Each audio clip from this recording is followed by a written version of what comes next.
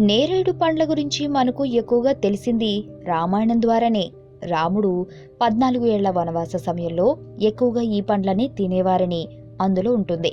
అందుకే ఈ పండును గుజరాత్లో దేవత ఫలం అంటారు. ఇక మన రాష్ట్రంలో ఈ పండ్లను అమ్మాయిల కళ్లతో పోలుస్తారు మన సినీ కవులు.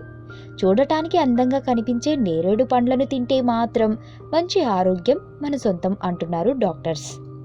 నేరేడు పండ్లు తినడం వలన కలిగే ప్రయోజనాలు. నేరేడు పండులో ఉండే యాంటీ ఆక్సిడెంట్లు మెదడు, గుండెకు మంచి ఔషధంగా పనిచేస్తాయి.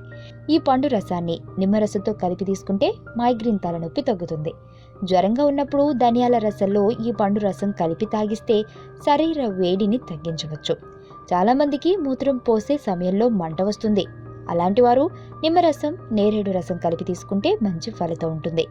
ఈ పండు ముఖ్యంగా కాలేయం పనితీరును మెరుగుపరచడంతో పాటు బ్లడ్ క్యాన్సర్ కారకాలతో పోరాడుతుంది. ఈ పండ్లను తినేవారి పళ్ళ చిగుళ్ళు బలంగా ఉంటాయి. నేరేడు చెట్టు ఆకులు యాంటీ బ్యాక్టీరియల్ గుణాలను కలిగి అధిక రక్తపోటును నియంత్రిస్తాయి. నేరేడు గింజలను ఎండబెట్టి పొడిగా చేసి నీటిలో కలుపుకుని తాగితే శరీరంలో చక్కెర శాతం తగ్గుతుంది.